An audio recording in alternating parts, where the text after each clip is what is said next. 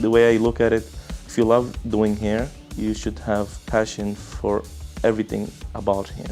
It's not just styling, it's about the haircut, it's about the color, it's about the end result. I do the end result.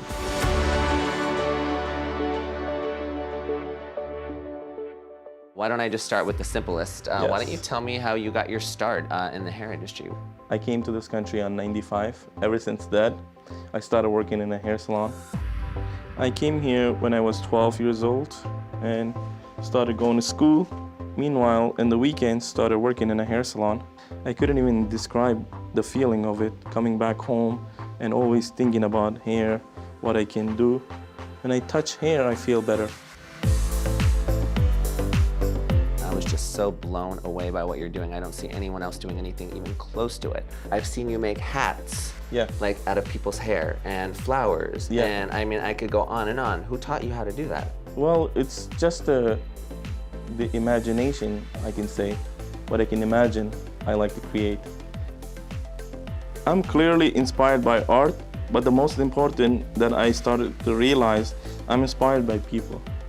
People come into my classes, people that I've seen on Instagram, sharing knowledge with friends, sharing ideas. It motivates me to do better, and meeting people that has the same interest, I enjoy the most.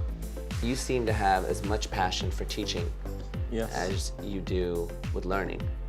I love to teach, and I love to teach in a way that I have to share every little thing with people. Tell me what you like most about B3. What's your favorite thing about it?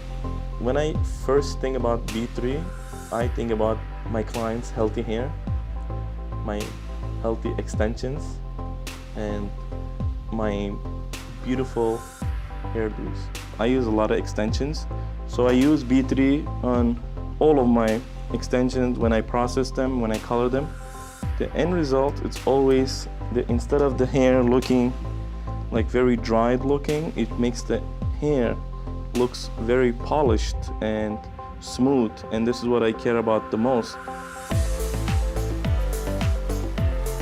So one thing I notice when I'm looking at your Instagram is it says, what you imagine, you create. Yes, that's right. Tell us a little bit about that. What does that mean to you? I wasn't doing vintage styling. I imagined of doing it. I struggled also. There was times that I couldn't do it, but it motivated me much more.